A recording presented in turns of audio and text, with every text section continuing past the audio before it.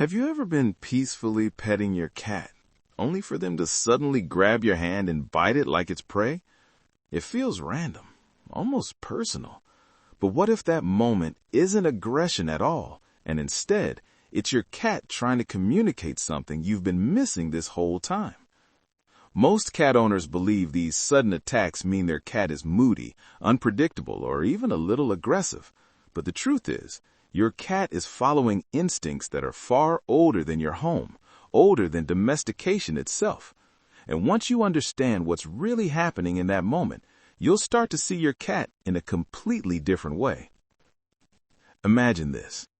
Your cat is lying beside you, relaxed, maybe even purring. You reach out, gently stroking their fur. Everything feels calm, safe. Then suddenly, their pupils widen, their tail flicks just slightly, and within seconds, your hand is caught between their paws. Most people pull away, confused, maybe even a little hurt, but to your cat, this wasn't random at all. In the wild, cats are both predators and prey. That means their brains are constantly balancing between calm and alert, between affection and survival. When you move your hand slowly across their body, especially near sensitive areas like the belly or sides, it can trigger something deep inside their nervous system, something that says, this could be prey. And here's the surprising part. Your cat isn't trying to hurt you. They're inviting you into their world. Kittens learn how to hunt through play. They chase, pounce, grab, and bite their siblings.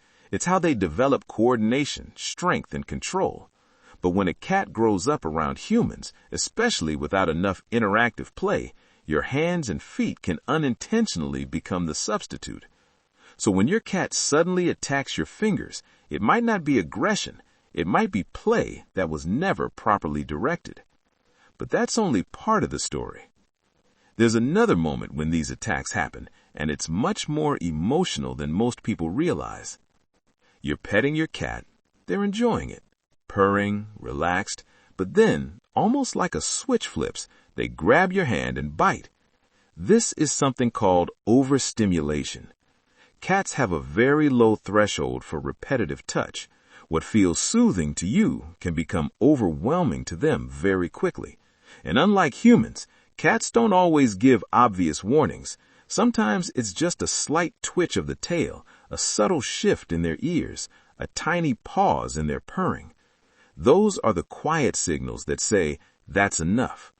But when those signals are missed, your cat escalates the message, not because they want to hurt you, but because they don't know another way to make it stop. And then there's something even deeper. Trust.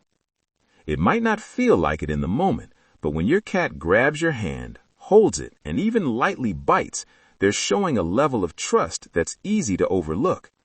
In the wild, exposing their belly, engaging physically, even allowing close contact, these are vulnerable positions for a cat.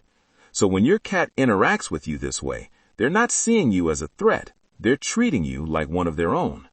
Sometimes they even control their bite strength, something called a bite inhibition. It's their way of saying, I could hurt you, but I won't.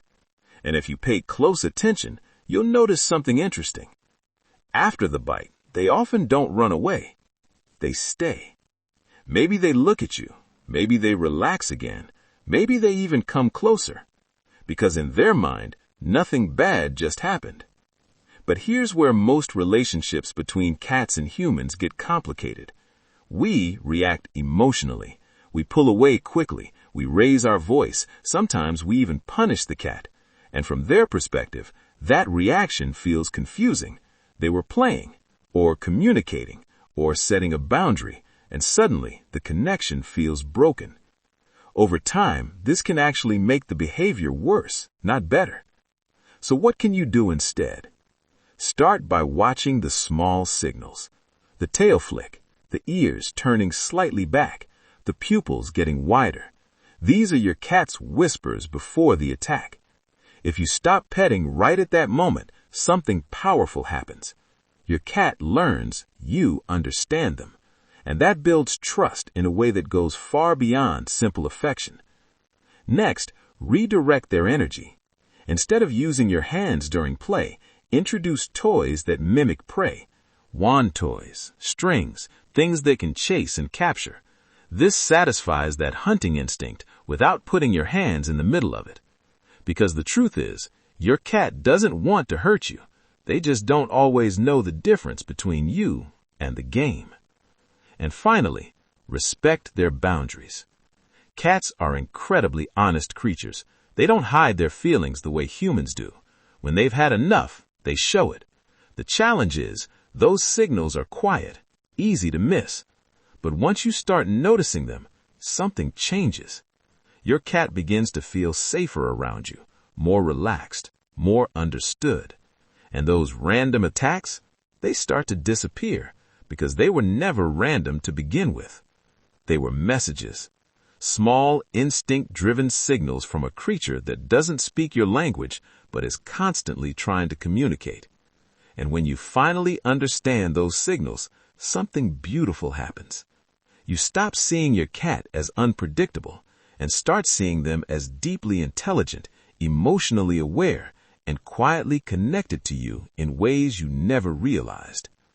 So the next time your cat grabs your hand or attacks your feet, don't just pull away and wonder why. Pause. Look closer, because in that moment, your cat might be telling you something important, something only a few people ever truly understand.